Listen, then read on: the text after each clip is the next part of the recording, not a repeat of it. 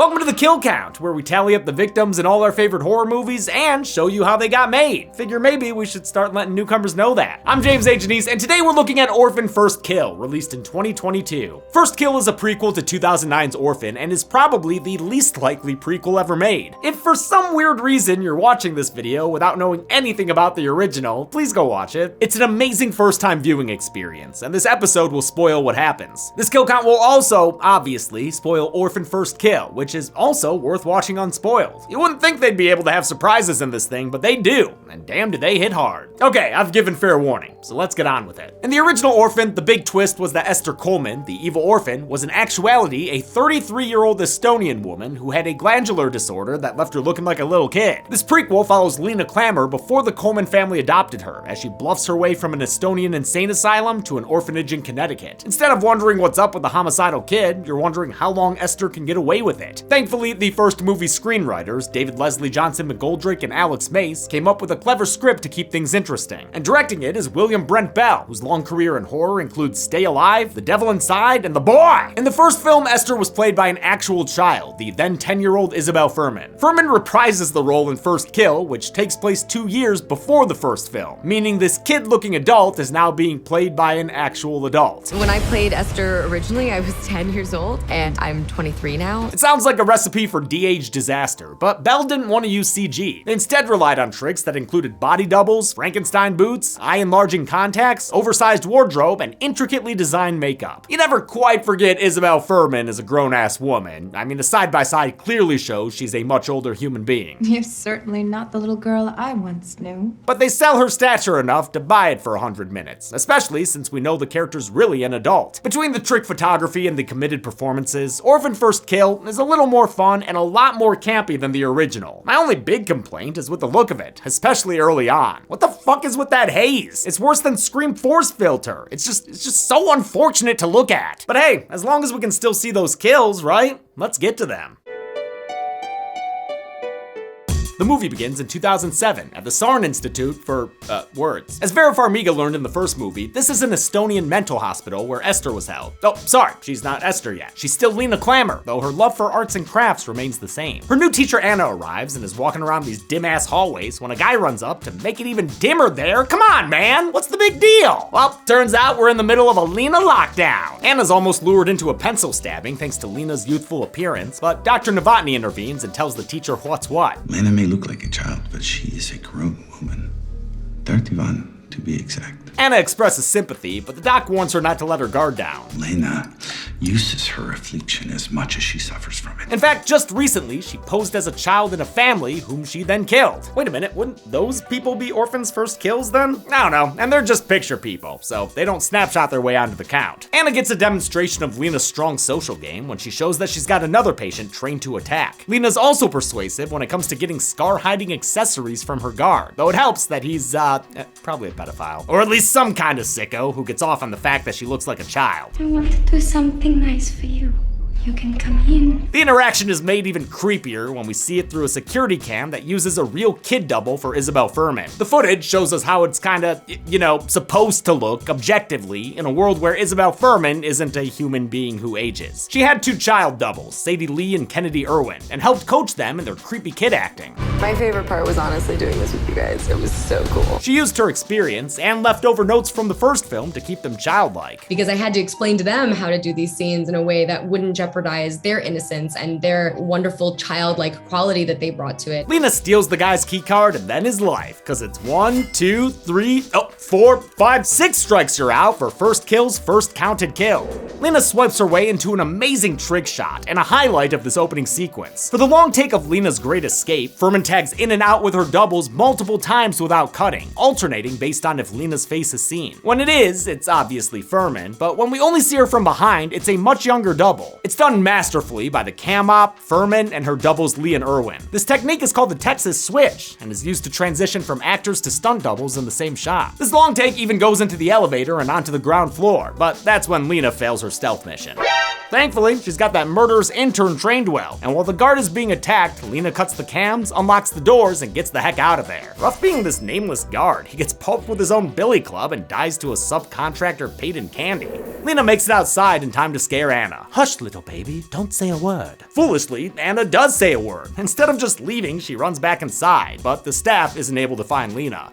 Wonder if she could be in Anna's back seat. Anna drives back to what I'm assuming is meant to be Tallinn, the capital and largest city of Estonia. In reality though, it's Winnipeg, you idiot, since the entire movie was filmed there. She gets home where her trunk mysteriously pops open on its own, but she doesn't find a portable psychopath inside, since Lena's already snuck into her apartment, and she has a strict no soliciting policy. Lena makes herself at home and hops on the piano to score her own montage. Nothing like a bottle of 2-ruble Chuck. She could get used to this. In no time at all, she's Klofskiing missing American girls and finds one named Esther. Yes, your adult face perfectly matches that child's. With some handwriting practice and a couple of hair ribbons, Lena is no longer, and Esther is born. Now she's ready for her ruse, her cunning attempt to trick people. Except, I feel like there's something she's forgetting. Oh yeah, Anna! She's still alive. Oh, Anna.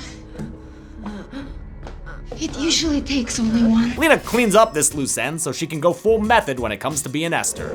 Isabel Fuhrman originally got back in touch with Orphan's writers when she saw real life imitating their movie. In 2010, an American couple adopted a Ukrainian girl who wound up being an adult. The case eventually became a docu-mini series and of course was featured on Dr. Phil. I guess it comes down to whether or not you are an evil psychopath demon child that's come over here to murder everybody. To Fuhrman's surprise, the writers already had a prequel written. They just didn't know how to make it happen. Initially, Fuhrman only wanted to produce, and for a little while, the filmmakers did try to cast another kid as Esther. But COVID made that more difficult, and director William Brent Bell wanted Fuhrman to reprise the role anyway, possibly due to fan encouragement. Immediately when we announced the movie, I got death threats. I mean, like, people were like, you can't make this movie without Isabel Fuhrman. They did a screen test that went well, and Fuhrman decided to don the pigtails once more. Instead of arranging any travel plans herself, Esther decides to get a ride by cop. Where are your parents?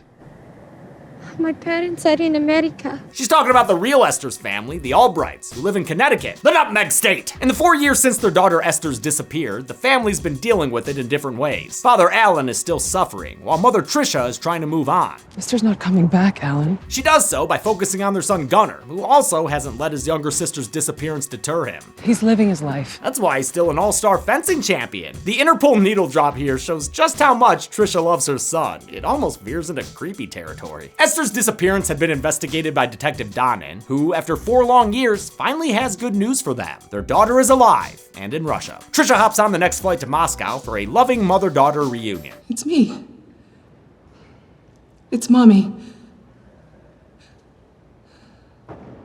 Don't worry, Mom. Esther was just waiting for a camera cut so she could hug her at proper scale. Everything is right now. Everything is all bright. Except not really. Tricia notices Esther's acting weird, like calling her dad father and failing some basic family trivia about her grandma. Oh, I can't wait to see her. No, sweetie.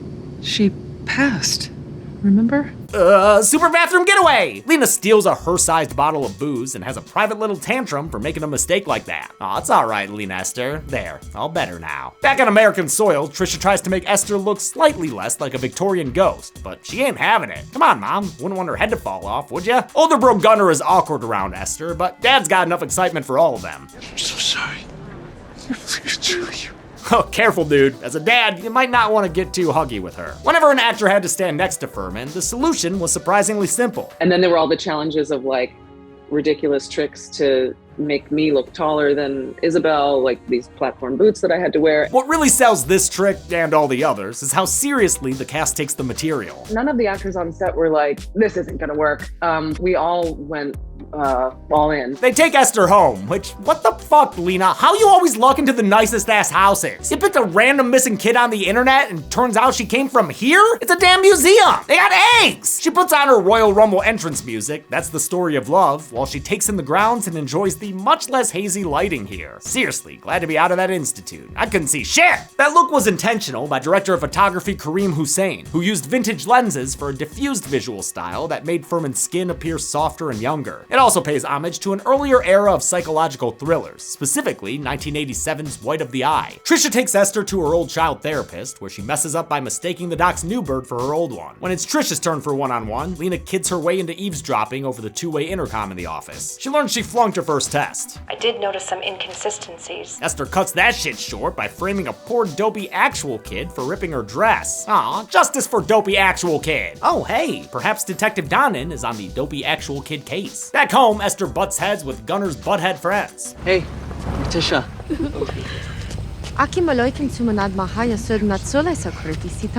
But dear old dad is just happy to have another artist around. Oh shit, this guy's an artist too? It is over for Esther! She's already planning her weird little wedding, my dude. He teaches her his signature art style, thematic relevance. Nothing is ever just one thing, right? And that's how we get an origin story for why she's so good at making her bedroom look like a Spencer's. That was such a minor thing in the original film, but they really ran with it for the sequel, using it for all the marketing and, of course, the title card! Haha, got you late this time! Lena finds some news clippings about the real Esther's disappearance, but that's still too raw for Alan to talk about. She pivots to showing off her charcoal skills. I want to draw you. Please don't say like one of your Russian boys. Alan's concerned about what happened to Esther, but Lena gives him a little reassurance.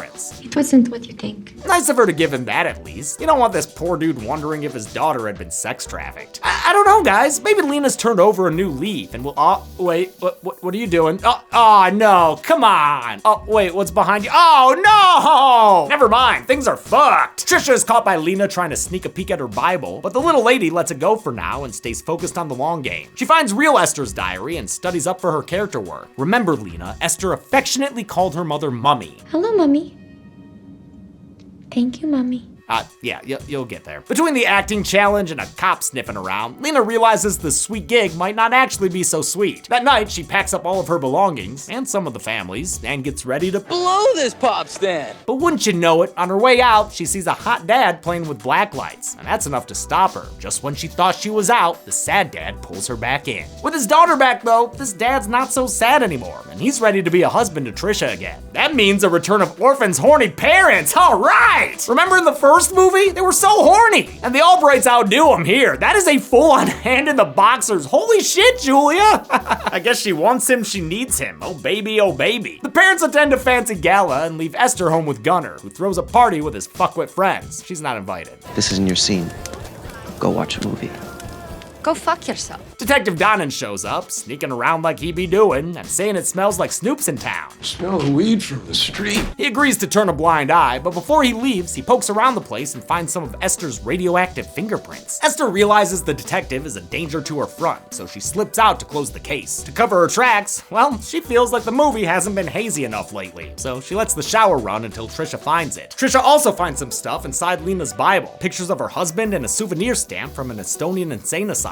Well, it's good to collect things as a hobby, you know? At home, Donnan seals his fate by leaving a weapon out for Lena. Kinda deserves it, too. Who stabs a knife into a cutting board like that? Your tip out to be dull as fuck, dude. He compares Lena's fingerprints to Esther's, and I hope he ain't playing Are You the One, since the result is not a match. If you're not Esther, Then who's the creepy kid standing right behind me? She fillets his back a little and ruins a perfectly good invisible desk, but Lena doesn't ultimately secure the kill herself. Her mother doesn't even know. yeah, kid, she does. Oh shit, what the fuck? This Trisha twist is incredible and is met with some appropriately incredible reactions. Mommy. The fuck are you looking at? Before we get an explanation, Trisha makes sure Donnan is dead with a quintuple tap. Wow, Trisha ain't messing around. She's quickly caught up on the present situation. So let me get this straight. You're a grown-ass woman? She's smart enough to figure out that if Lena didn't just rob them, she might be going after something bigger, like an inheritance or maybe even a husband. Of course, something has seemed off about Trisha's reaction to reuniting with her daughter from the very beginning. Turns out, she always knew this couldn't be her real daughter, because the real Esther was accidentally killed by Gunner, and Mom's been covering for her son. What was I supposed to do? Hand over the only child I had left over some sibling bullshit that went too far? It's a twist modeled after what many suspect to be the truth in the infamous JonBenet Ramsey case. But even though Lena knows the truth now, Trisha can't exactly kill her or let her leave. We can't have Esther disappear twice now, can we? And so they find themselves in an Estonian standoff. The mom will keep the stranger around to cover her ass, and as a bonus, it'll keep her husband happy and healthy, and horny. You chose this role. Now you're gonna fucking play it. This twist is nearly as good as the first films, and happens even earlier, so we get to enjoy the fallout for longer. It's a brilliant decision to give Esther a worthy adversary, just as sick and twisted as she is. Julia Stiles excels in the role, and really gets to have fun from here on out. Even better is watching all the earlier scenes a second time. You can see the hidden meaning behind Trisha's shock. She's wondering who the hell this person is, and what exactly she's trying to do here. You look like a little lady. Grown up so much. After workshopping some alternate movie titles, Psycho Dwarf. Trisha takes Esther back home. She tells Gunnar about their new normal, and while he doesn't like it, she assures him it's a temporary situation. When the time is right, we'll end it. With coaching from her faux mom, Lena passes the second round of family trivia by dropping some deep Esther lore. I was 6.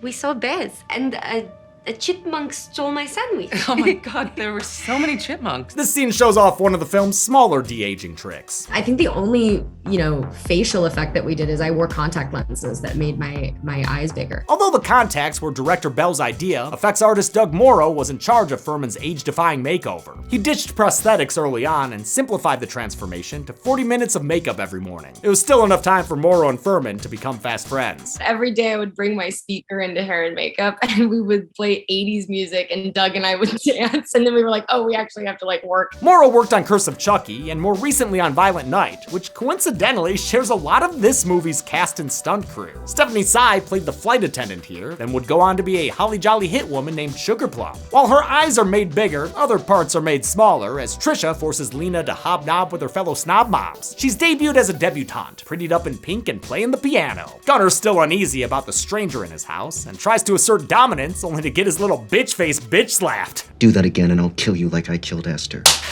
This little wiener tries to say she isn't important like them, since the Albrights trace their lineage back to the Mayflower. He gets a little childish about it too. This is America. Don't catch you slipping now. Like everyone else in the cast, Matthew Finlan understands the assignment. He's got a few line deliveries that kill me, like when he explains away Esther's weird behavior. She's probably tired from all that piano playing. Tensions simmer between Lena and Trisha over Alan. Lena tries to make a move by making out with his hand, okay, but Trisha shows that she's top dog in this competition. If you'll excuse me, I'm gonna go upstairs and fuck my husband. Screenwriter David Coggeshall, who wrote for the Scream TV series, likes to credit Bell for this movie's dark humor, but the director cites lines like this as proof that it was always on the page. Trisha calls Lena a mutant that no man will ever love, and as payback, Lena makes her a shake that tastes a little more plaguey than usual. Oh god, that is so fucking gross. And she dumps it down the garbage disposal? You're gonna dull those blades, dude? Will someone in this movie please think of the blades? Ellen has to leave for an event, and the family sees him off at the train station. Lena tries to Frank Underwood Trisha, but is thwarted, and after Alan leaves is informed she done fucked up. You think you can fucking kill me? Lena realizes they're done playing this game, so she steals Trisha's purse and gives her fake brother a face full of pepper spray. With a flip of the bird, she's off to the races in the family Range Rover. This drive is all about self-care, baby, with a Flashdance soundtrack, a sociopathic soccer mom's lipstick, Top Gun shades, and an old cigarette that she maybe found between the seats. Out here looking like season 7 Peggy Olson. Lena's pulled over and arrested, so Trisha bails her out and starts planting the seeds of her future untimely demise. I mean, there's constant lying and these outbursts of anger. Back at Albright Manor, she decides it's time to disappear another Esther, but the new model catches on quick. Fuck. Gunnar restrains her, but a spit and a squirm lets her get away and square up for round 2 at the top of the stairs. History repeats itself with new Esther, as Gunnar accidentally throws her down the stairs.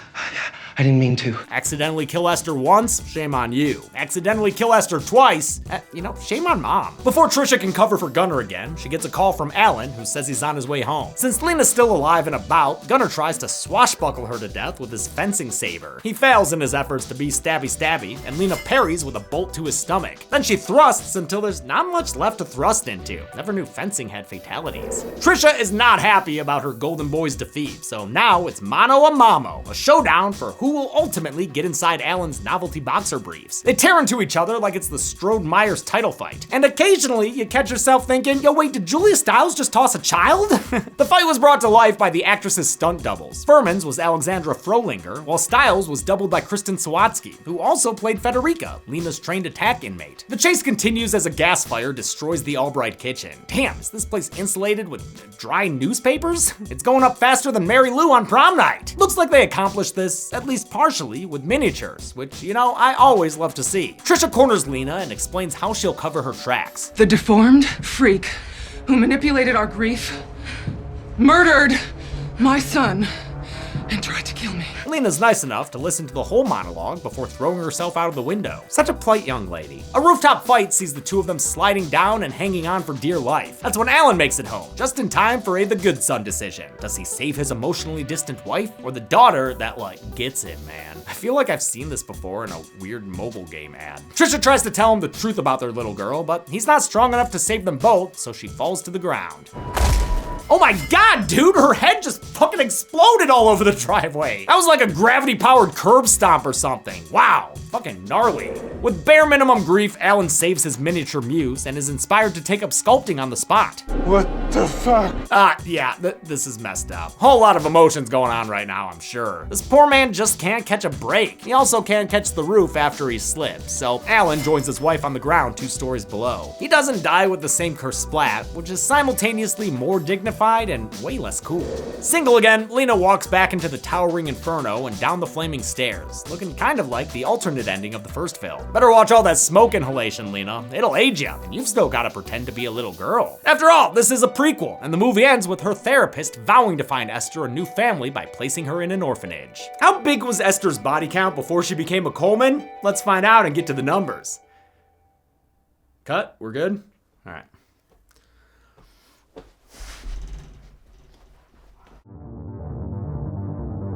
7 people died in Orphan First Kill, more than twice the victims of the first film. Of those, 5 were men and 2 were women, because that little lady was a man-eater, rawr. We've seen this count and breakdown in 4 other properties on the kill count, half of which were just covered in the past year. With a runtime of 99 minutes, Orphan First Kill gave us a kill on average every 14.14 minutes. I'll give the golden chainsaw for coolest kill to Trisha. Sure, she just falls off a roof, but then her head pops like a pimple. That's the kind of surprise that makes kills worth counting. Dollar Machete for lamest kill will go to the guard that gets beaten by Esther's sleeper cellmate, mostly because the guy got outsourced to death. And that's it. Orphan First Kill came out in 2022 and was nominated for Best Sequel or Remake at the Dead Meat Horror Awards last year. Another Orphan film may already be in development. I can only hope. Until next time, I'm James A. Janice. This has been the Kill Count. Thanks a lot for watching this Kill Count for Orphan First Kill. As I mentioned in the Ring Kill Count, this year we are not taking a break during January, or any other month, at least that's the plan. I am hoping for at least 1 kill count every single week in 2024. Last time I did that was 2019, which was, 5 years ago now. After all the turbulence of 2023, I just want a very stable and solid year for us at Dead Meat. So hopefully no more strikes, no more family losses, and no more bad things. How about no more bad things? I give you kill counts, you give me no more bad things. Sound like a deal? All right, I'm gonna hold you to it, 2024. Don't make me get all pissed. Thanks everyone, be good people.